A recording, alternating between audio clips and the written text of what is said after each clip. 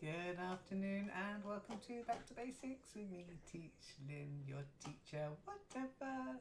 And let me go to the right room if I can find it. Oh, I'm green, I'm not green, I'm invisible. Hello, can anybody? Oh, no. Ah, hello. Hi, how are you all feeling?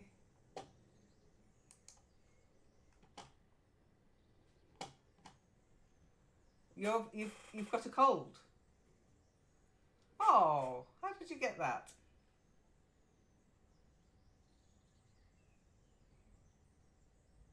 Ah, you say I have a cold. I think you mean sneezing and coughing and spluttering. I said Hachu. Okay, so we got Safa coming. Yes, Safa. Halfway there, Safa. 50%. 50% there. We are. Now I know.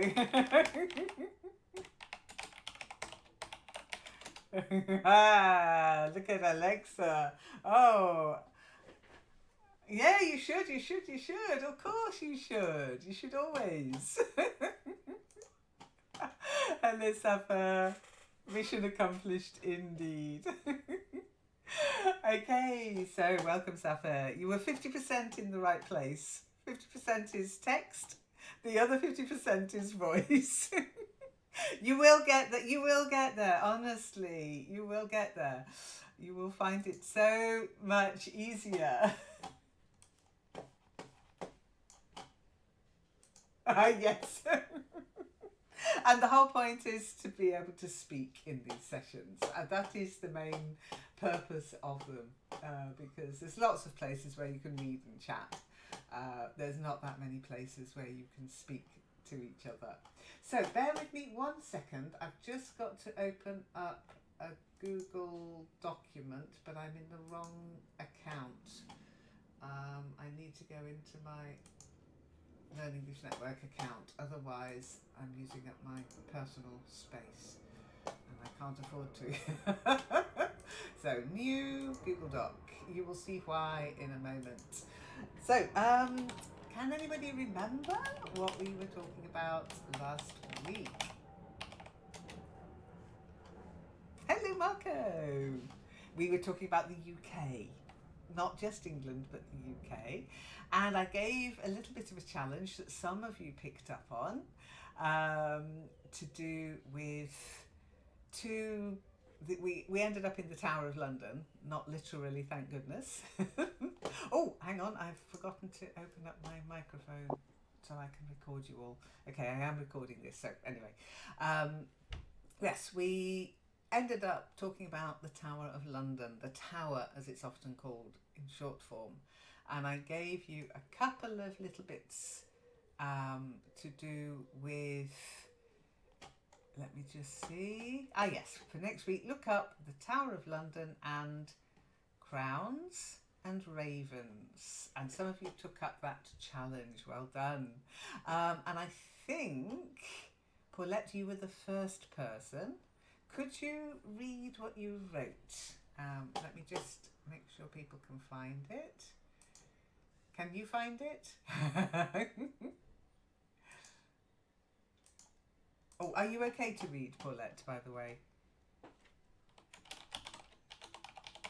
Oh, can you hear me?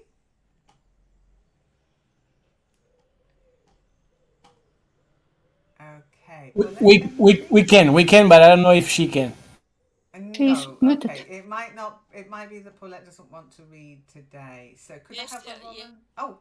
Oh, you're there. You're there. Yes. I didn't want to push you. When But I I am know you're. disturbed, I want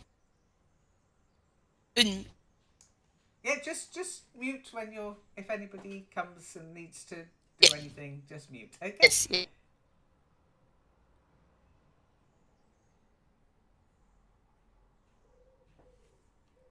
Oh, I think your connection's not very Oh, good, Paulette. can't you not hear me? I can hear you now. Oh, So yes. whatever you're doing now, keep doing it. Quiet. Sit still.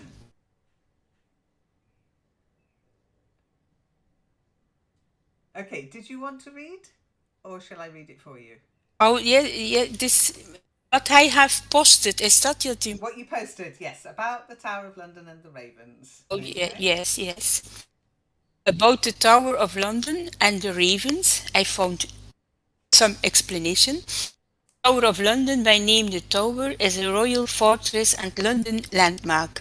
Its buildings and grounds served historically as a royal palace, a political prison, a place of execution, and arsenal, a royal a menagerie, and a public records office. It is located on the north bank of the River Thames, in the extreme western portion of the borough of Tower Hamlets, on the border with the central city of London. The tower was a royal residence until the 17th century, and from the 13th century to 1834 it housed the royal menagerie, the Lion Tower. In the Middle Ages, the Tower of London became a prison and place of execution for politically related crimes, with most captives being put to death, murdered, or executed. Among those killed, there was, as already mentioned by Hernan last week, Sir Thomas More. He found it.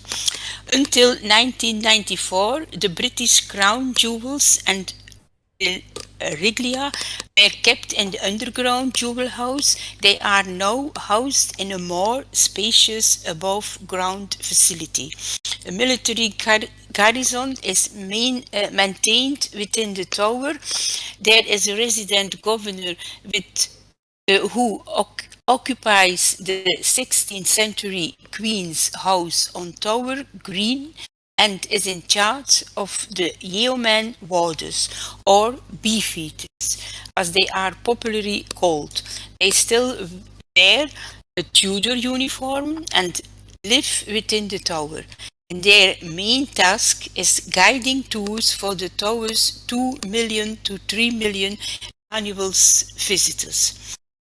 Ravens with clipped wings are kept on the grounds by the yeoman Raven Master, a tradition dating from the time of King Charles II, reigned 1660 till 1885, states that should raves leave the tower, the fortification and the state would fall. By the tower is Tower Bridge, the only central city bridge across the Thames, below London Bridge.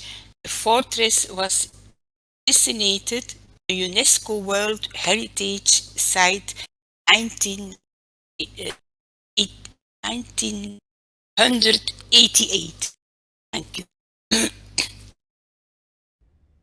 Very good, well done. You've got to work on your numbers for dates. You see them and you're like, oh, what year is that? You can hear it in your voice. You have to stop and think, which isn't bad. Okay, so couple of words for you. First one, the Thames. The Thames. The Thames, yes. Yeah, the River Thames. Okay, and then menagerie. Menagerie. That's it. It's anything to do with animals all kept together. Not necessarily a zoo, but it's a menagerie. Then regalia. That's it. We say regal, but regalia. And garrison. It's all the guz. Garrison. That's it. Then the yeoman of the guard. The beefeaters, the yeoman. Yeoman. That's it. And then 3 million annual visitors. 3 million annual visitors. Yeah, the plural is on the visitors, the number of visitors. Okay, not on the adjective annual. And then 1660 to 1685. 60 to 6085. 1660. 1685. Oh, yes, That's it's it. 16. Oh, 1660, 1685. Better. And ravens. Ravens. Yeah, you got to make sure it says uns at the end. If you say raves or ravers, well, we're thinking party, party. Very good, well done. And then the next person who was brave enough to write about it was Alexandra. Alexandra, would you like to read what you wrote? Now, what I wrote about this legend about raven.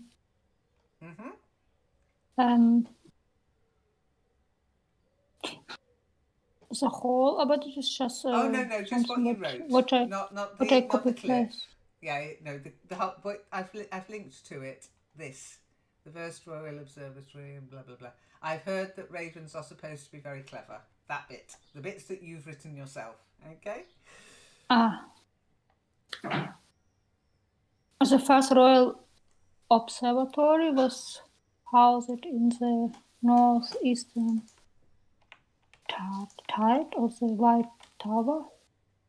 Legend has it that John Limestead, the astronomical observator, complaining to King Charles II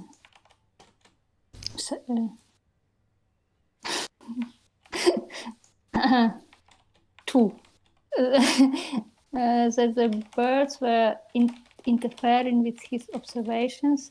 The king therefore ordered the destruction, only to be told that if the ravens left the tower, the White Tower would fall and a great disaster befall the kingdom.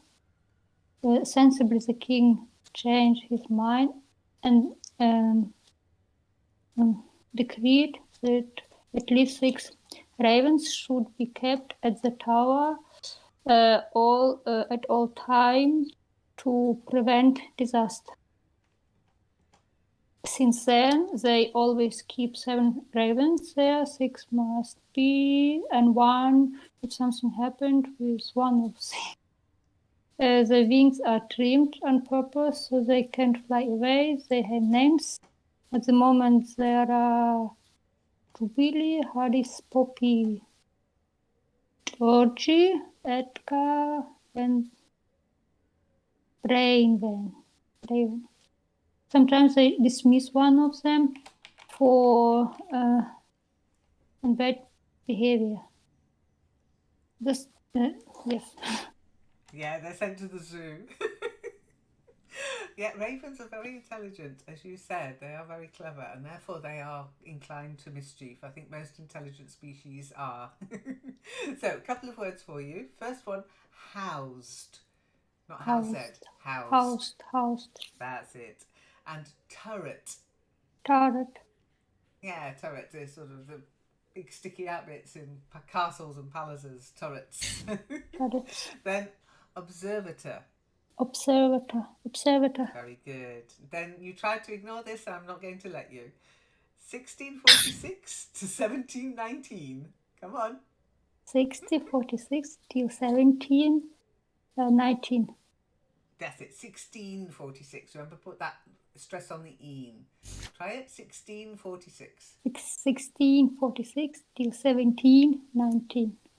That's it. Honestly, dates are so easy. They only get tricky at the beginning of a century, like 2001, that kind of thing. Other than that, you're just splitting them into the 2 teams, that's all. Anyway, King Charles II. King Charles II. That's it. Remember, we've got King Charles III now. And Branwen. Branwen. Right. Yeah, I'm not sure if that's the right way to pronounce it, to be honest. Okay, so we're going to do a little bit more reading about this, but I've got the text for you. So bear with me 1 second, and we'll take it in turns to do some reading. because it's interesting, and yeah, I think it's. First, we're going to read about the ravens. Okay, so bear with me whilst I put the text up. Let me see. Okay. So we will do it in order, but we'll start with people who haven't read yet. Okay. So bear with me whilst I come up back into. I've lost myself. Where's the session gone? Help! There you go. Back to basics. So we'll be in the back to basics. You need to be able to see there. And we'll start with Hernan. Hernan, are you okay to read today? Tell me if you're not. No, yes, I can. Excellent, excellent, excellent. Okay. So I'll give you 2 paragraphs each, I think. So here's your text, Hernan. From the Tower of London Ravens. That's it, yes. Right. Tower of London Ravens. The Tower of London, a famous historical landmark in England, is well known for its unique resident birds, the ravens. These black birds, known for their intelligence and long lifespan, have been living in the tower for hundreds of years. Legend says that the kingdom and the tower will fall if the 6 ravens ever leave. To prevent him from happening, there are actually 7 ravens living there now, 6 and 1 extra for safety. They are cared for by a dedicated person known as the Raven Master. That's it. I think he must have the only job title in the world of Raven Master. Very nicely read. Well done. Thank you. Okay, Marco, are you okay to read today? Yeah, I am. Excellent, excellent, excellent. Nice to hear your voice. Yeah. Okay, so your text from these ravens. Yes. These ravens are very important to the tower's daily life. They have large cages, but are also free to walk around the tower grounds. Visitors can often see them during the day. They have become a symbol of the Tower of London, adding mystery and charm to this historical place. According to Wikipedia, Londoners tend to be fond of the ravens, but sometimes an individual bird will fall out of favor because of inappropriate behavior. For example, Raven George lost his appointment to the crown and was retired to Wales for attacking and destroying TV aerials. A special decree was issued about the incident.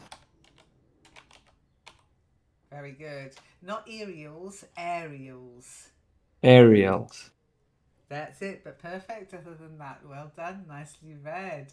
Okay, you know what TV aerials look like? Those of you who've got satellite dishes or cable, you might not know, but the TV aerial is like the wiry, spiky bit on top of so many houses in the past. They're getting a bit old-fashioned now because most people have got a satellite or, as I say, cable where you can't see anything.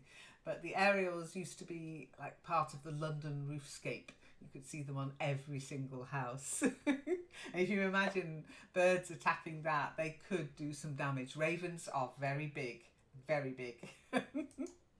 Any questions so far? Okay, next person to read is Safa. Safa, have you got your mic working? Yes, okay. Excellent. So here's your story. Let's find out what George did.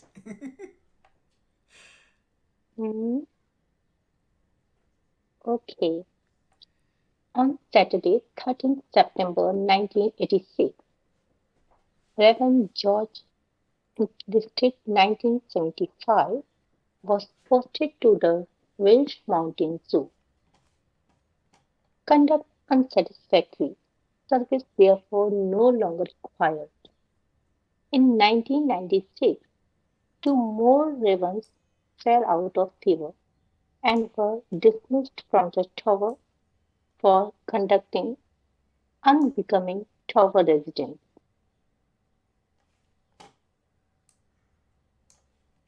despite having their flight feathers clipped on one way. Sometimes the tower ravens de- desert their duties. In 1981, George the Raven decided to leave the surroundings of the tower of those of a pub. After 21 years of faithful service to the crown, in contrast, a raven named Mabel was kidnapped from the tower soon after World War II, a mystery that has never been solved. Very good, well done. So rebel ravens, yeah. Oh, by the way, clipped. You clip the wings. So very nicely read. Just a couple of things. Okay, World War II or the Second World War. That's how we read it out. So you can either read World War II or the Second. Oh, the Second World War. Okay? Yeah. Okay. Very nice. I think grog went going to a pub. I think is very. He's my kind of raven. Okay, so let's But start. Thanos. Hello, Thanos. as far as I remember, there, the crows are so big. Oh, no, crows aren't ravens. They're the same family, but Okay, ravens are bigger than crows. okay. Ravens are huge. Because They'd when come we up have to my visited that place, Yeah, I, they'd come up to my knee when I'm yeah, I standing. was just, Yeah, yeah, yeah. Crows are I, smaller, but ravens, they can be quite scary when you see them. exactly, exactly. Mm. But there's a lot of legends, Celtic legends, which you can read up online, And I'm sure. Just put Celtic legends, ravens, England, Celtic legends, ravens, the United Kingdom. You'll find lots of legends and myths surrounding them. And going back to Viking days, Odin had two ravens. Was it Munin and something or other? Can't remember. But anyhow, they were his companions. Oh, lots of as far as superstitions, I yes. remember, the squirrel size was also very big over there, if I remember correct. That what was big over there? Squirrels. No, could you type that up? I couldn't catch what you were saying. Okay, and spelling might be wrong. Oh, no, sorry, I got the right. Squirrel, the squirrel, yes. We got squirrel wars in the UK though. The red versus the grey. The grey squirrel was imported, and the red squirrel is native. Mm. Squirrels are, but there's not that many myths surrounding squirrels as there is ravens. Anyway, let's move on. Thanos, I didn't hear from you, so I presume you're here to listen. So, Alexandra, are you okay to read?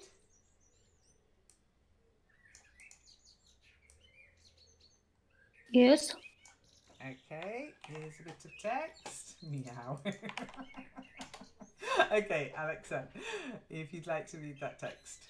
Another story concerns the two ravens named James Crow and Edgar Soper. James Crow, who was a much-loved and long-lived raven, had died.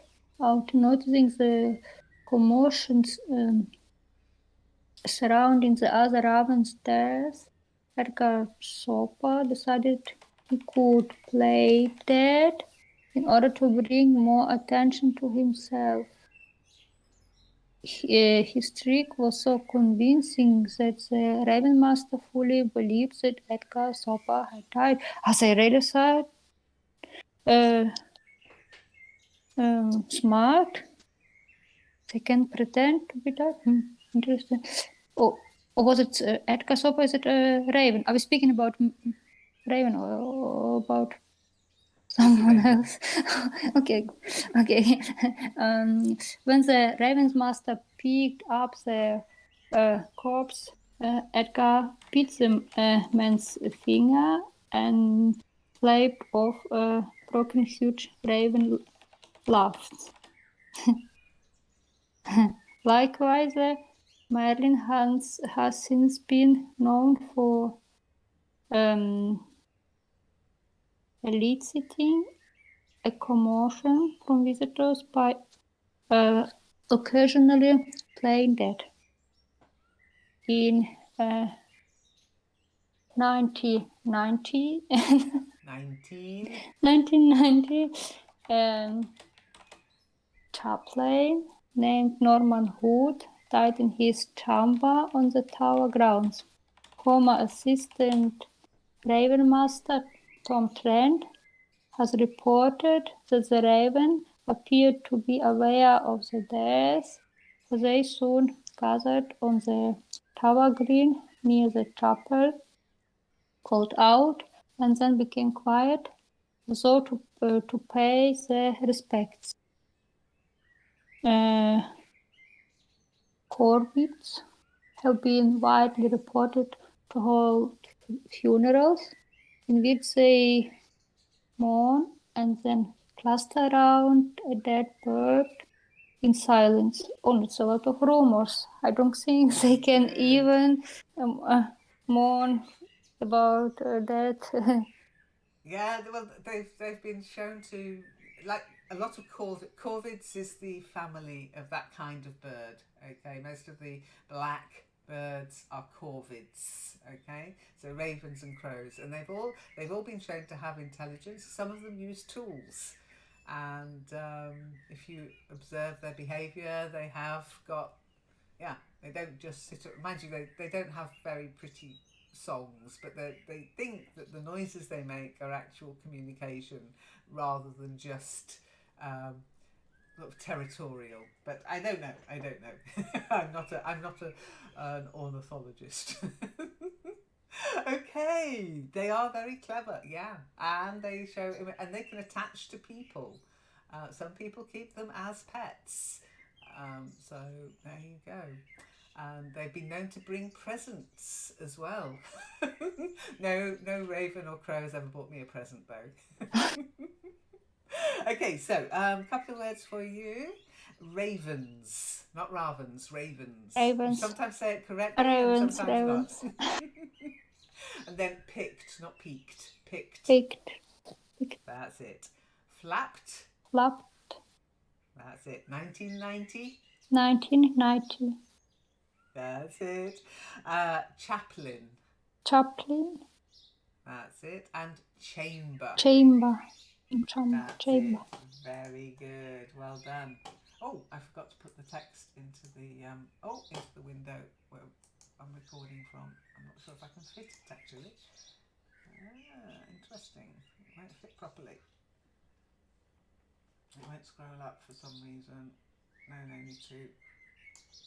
This kind of text is difficult sometimes. Maybe if I put some lines in, it'll go, oh yeah, here we go, there we go. So if anybody's watching later, they can see what you're doing. But yeah, it's interesting that they appeared to mourn the death of this chaplain that they knew. It's like telling the bees. I don't know if you know about that historical sort of superstition, telling the bees. The beekeeper, like a raven keeper, but in the palace, has to go and tell the bees if the monarch dies. So when Queen Elizabeth II died, the beekeeper had to go and tell the bees that she had died. There you go. Okay, so let me get rid of that text and we'll do a little bit more reading if you're enjoying it. If a raven, ravens don't squeak, they squawk. To squawk. Okay.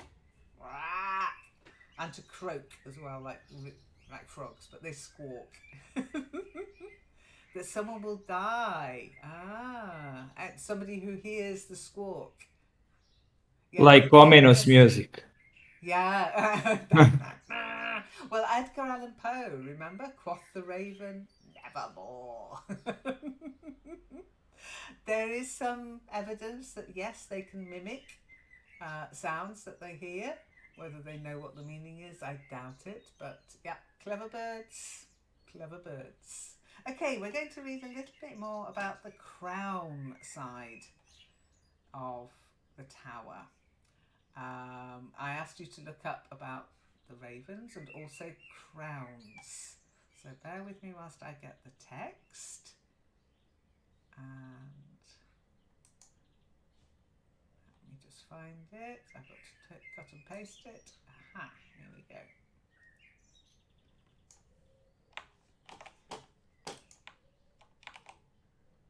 Okay.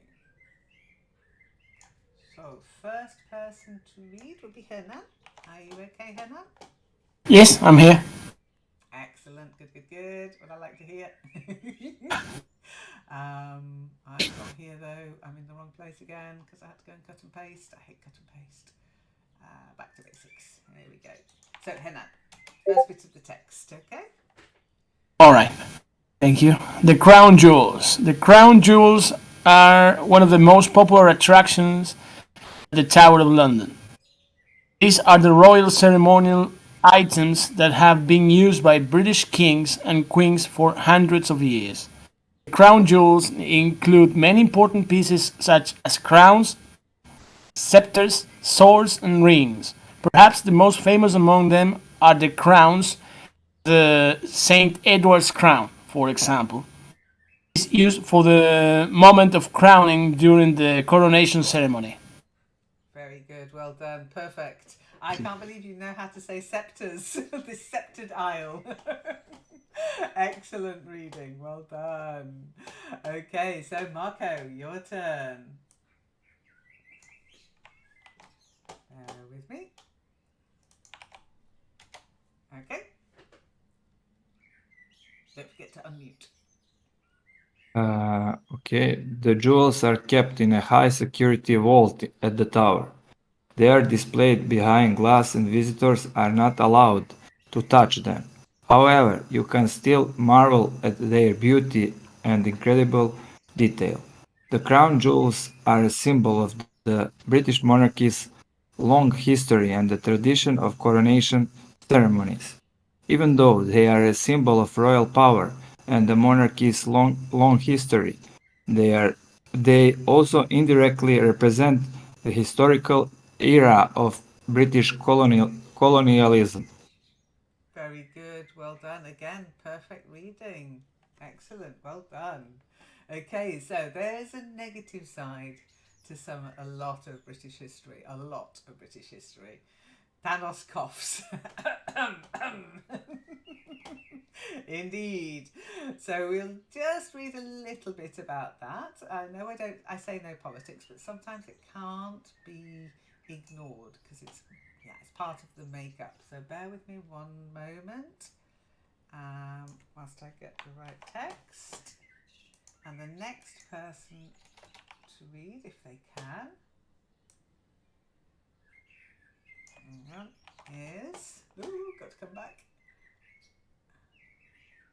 I need one of these streaming decks so I can just click one button and it'll go to where I want it to go to. Hernan, yes, indeed. We're coming to that, don't worry. So, next person to read is Paulette. Paulette, are you okay?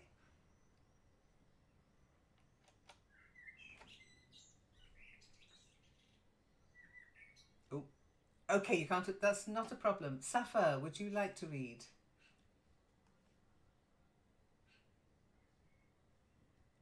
Don't forget to unmute. Yes. You can hear me? Okay. Yes. Good. Okay, so from in the past, okay? Yeah. In the past, Britain was a major colonial power with territories all over the world. This period, known as the British Empire, had a profound impact on many cultures and societies. The wealth and resources gathered from these colonies played a significant part in the prosperity of the UK. Some of these resources, especially precious stones and metals, ended up as part of the crown jewels. The Kohinoor diamond, one of the largest and most famous diamonds in the world, is currently set in the Queen Mother's crown, part of the British crown jewel. part of the British crown jewels at the Tower of London. This diamond, however, is often associated with a supposed curse believed to have originated from a Hindu text. Very good, well done. We'll learn a little bit more about that in a moment. Couple of words for you. First one, power. Power, Power, yeah, power to all our yeah, friends. power, And then precious. precious, jewels, Not pre. It's precious, not a precious. prefix, Okay, yeah. precious, Precious. precious. That's it, yeah, because there's no seus, so there can't be a precious. It's precious. Think about Gollum in Lord of the Rings. My precious. Precious. Okay. And Yeah. then jewels. We tend to not pronounce the second e. It's not Okay. stressed at all. Jewels. Jewels. Jewelry. Yeah, we say jewelry. Jewelry, yes, but jewels. Jewels. Yeah. That's it. And And this is actually one of those cases where you do pronounce the e because it's being used as an adjective. The supposed. suppose it. Oh, okay. Now That's it. suppose it. When you use it, well, this is the horrible thing about English, as you know, is the pronunciation. Yeah, The that's worst why thing. they confuse. So if you use it as the past tense of to suppose, yeah, I supposed he came yesterday, yeah, I thought. But if you use it as an adjective, it's like around the rugged rock, the ragged rascal ran, supposed, okay? A lot of ed endings as an adjective, it's pronounced the e, Right. okay? Mhm. You can only learn it by getting a feel for it, trust me.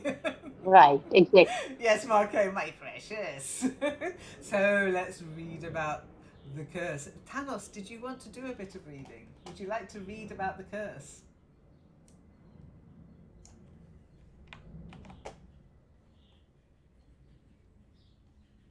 Yeah, I thought you might. Okay, here's your text. All right. The curse states that only God or a woman can wear it with impunity. This means that if a man wears it, he would face much misfortune. It is interesting to note that after Queen Victoria, the diamond has only been worn by female members of the British royal family. The Kohinoor diamond has a contentious history as it changed hands among various South Asian and Persian rulers, often with violence. Britain took possession of it during the colonial colonial era, specifically after the Anglo-Sikh wars in the mid 19th century. Very good, well done. Okay, so just one word there. Wears, not wears, wears. To wear. Wears. That's it, yeah. So it's a very, I mean, there are calls for it to be returned, actually.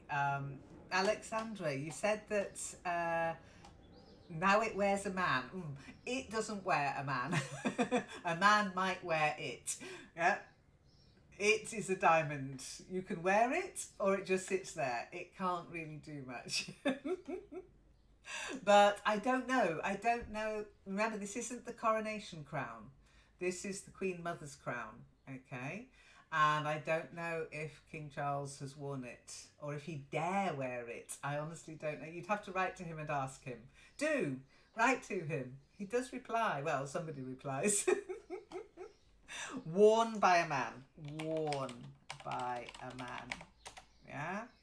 He wore it. Yeah, it's to wear. Yeah, to wear. Wore.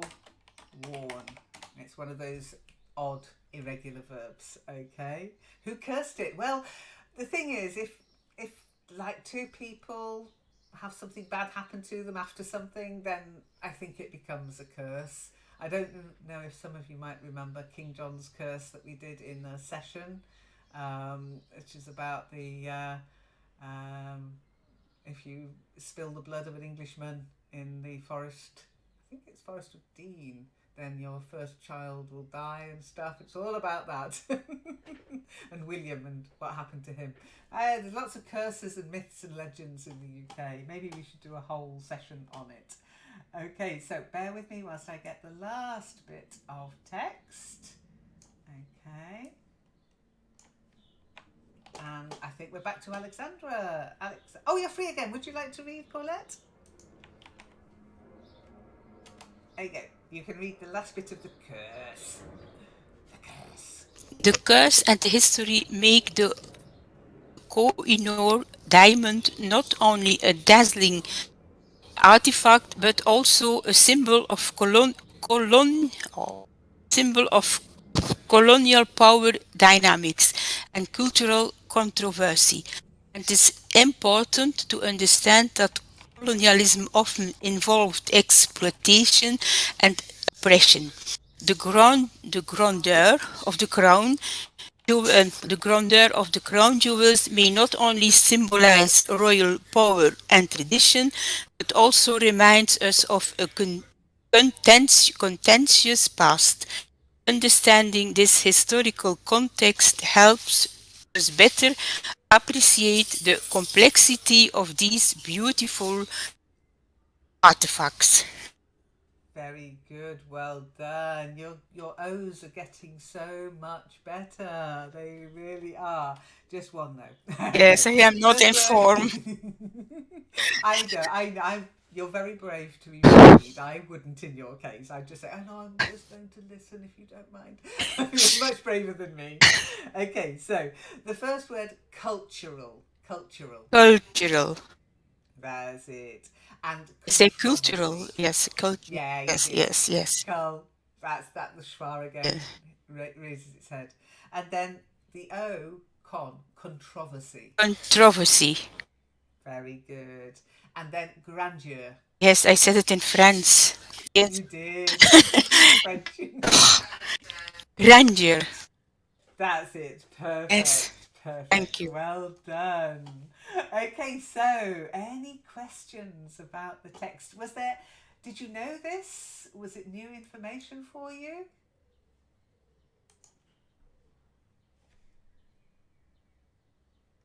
Or were you aware of the curse of the Koh-i-Noor diamond and the fact that the crown jewels are kept in the tower? New information. And remember, information is uncountable in English. Even though you've stolen the word from us, you've made it a plural in German. It's wrong. It's always singular. You read about it since last week's session. Okay. Yeah, there's a lot more to read about it. Just Google it. Go to Wikipedia. A lot of information there. And some of the Raven stories are very funny, I have to say. I like the ravens at the tower. I've been to the tower, but I can't remember having seen them. Maybe they were in their cage when I visited. Brand new information, Marco. Good. Interesting, I hope, though. Yeah, and how far they came up to returning the item to the real owners. Well, exactly. That's a very good question. Will they ever return the Koh-i-Noor? There's a lot of culturally appropriated items in the UK, okay? We've got a lot of stuff, and some of it is being returned, usually things that are to do with skeletons, etc. A lot of stuff was taken from Africa. The Benin bronzes, they're all over Europe, and a lot of museums are sending them back. But the Koh-i-Noor diamond is worth a lot of money. They're not that well known for giving away stuff, our royal family. Personally, I would send it back on the understanding that it should never be broken down and that it should always be on public display so that people can see it. I don't know. Hernan, go on. What do you think? I dread to... Very short. But shall I stop recording? No. I know that you know that I could talk about a lot of this for a long time, but no, just a short thing that I heard once and I found it very funny and accurate, probably. You know why the pyramids are in Egypt? Go on. because the British couldn't carry them That's back true. to their hometown. I think that's probably true as well. I mean, it was like finders keepers. Have you heard of the saying? Finders keepers, losers weepers. And we've had that saying as children. If you find something, it's yours. But luckily, we're a little bit less like that nowadays. But yeah, a lot of people, they refuse to accept that this stuff was appropriated in a way that would not stand today. Historically, it was considered spoils of war, the right of the strong, might has right, and all that. And we have learnt from history, but to give stuff back seems not to be in our nature still. I mean, it is, yeah. To me, the Kohinoor diamond should be returned because it has religious significance in India. It is a revered diamond. Should it ever have been taken? Probably not. Would I resist finding it and taking it? Probably not. It's very pretty. But I think that it should be returned. And to relieve of stress, you are king. Yeah, He might just doesn't dare to wear it. Yeah, I mean, there's lots been written about it if you're interested in such things. And somebody wrote, it's a perfectly scripted Game of Thrones style epic. All the romance, all the blood, all the gore, all the gore, all the bling. Okay, the bling is of course the Kohinoor diamond and all the jewels that were stolen or appropriated or pillaged, whatever word you want to say. So I don't know if you've heard of the word bling.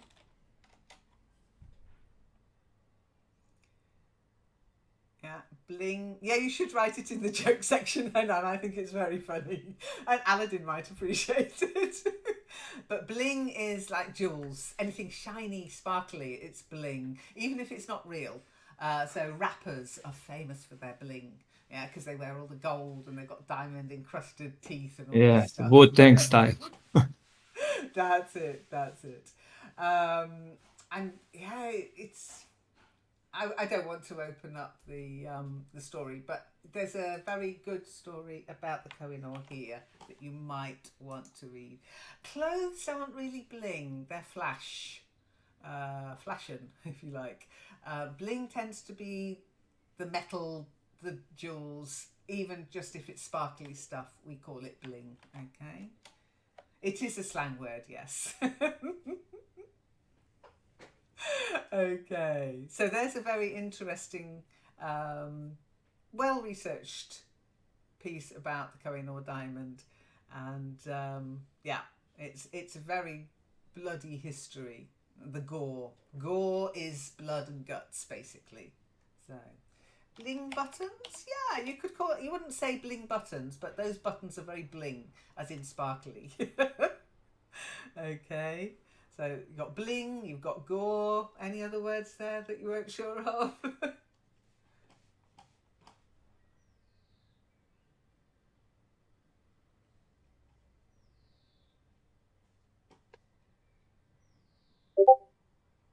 No? Okay. Yeah, rap singers, gold chains, bling, encrusted diamonds in your teeth, or even fake diamonds. As I say, bling doesn't have to be worth a lot. It just has to glitter and sparkle. Okay, so I think we're going to run out of time today. Any questions before I disappear? We won't go into the next section till next week then, okay? Or next session, I should say. Is a wedding ring bling? I think it would depend. Bling tends to be a little bit flashy, a little bit over the top. So if you're just wearing a wedding ring, I wouldn't call it bling. If you were wearing a wedding ring with a diamond on it the size of the Kohinoor, that would be bling.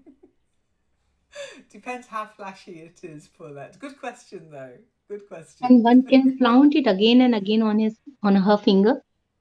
Oh yeah, if you're flaunting lots of jewelry, it's an overabundance of jewelry, if you like.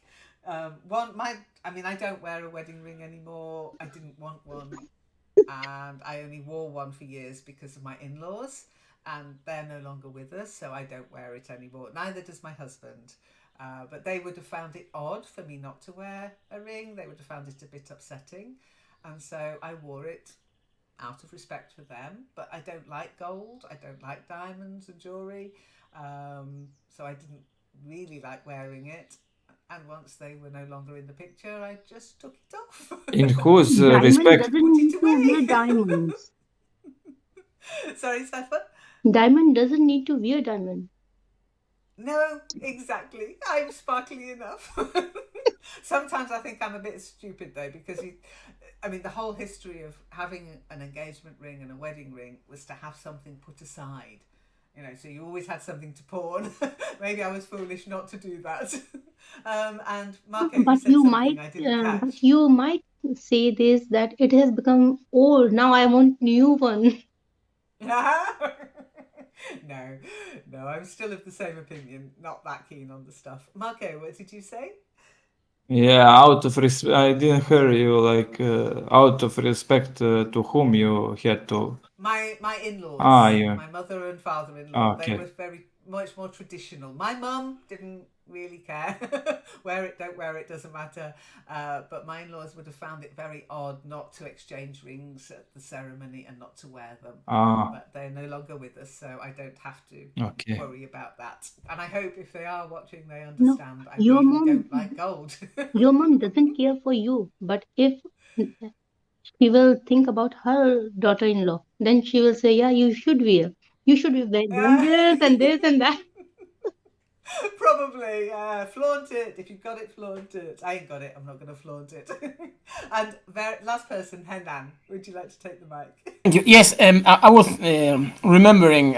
I couldn't say it at the beginning of the session, but coming from our previous session, I'm not sure if we talk about, it's very fast, the difference between England, UK, and the term Great Britain, because I think that we didn't cover that part of the Great Britain, because The Great Britain debate, yes. exactly. By the way, it's not called Great Britain because it's great. You do know that. Oh no, but I think that the difference lies on it's in the territory. geographically. Yes, It's geographic. you don't include Northern Ireland because it's not in the same island. When you say Great Britain, it would be England, Wales, and Scotland, but not Northern Ireland. Yes, That's it, because great meant just the larger part, rather than, and it's not big, it's tiny, but it doesn't mean fantastic, marvelous, wonderful. but sometimes the terms, people they use it, they use the term Great Britain or England as a synonym, and it's not right.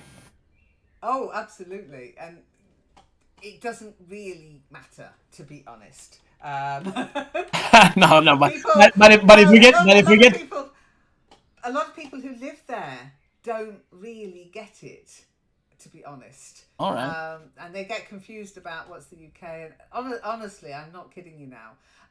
But yes, geographically, Great Britain is the main body of land, and the United Kingdom includes Northern Ireland, Hebrides, etc. Other little islands, etc. So, but if you're interested, I have written about it in the learnenglish.de British Culture, Customs, Traditions pages. It's all there. I really ought to update that. Actually, it still looks a bit old-fashioned and ropey. I'm sure that it looks great. And thank you for this. Thank you for the session. Sounds like me.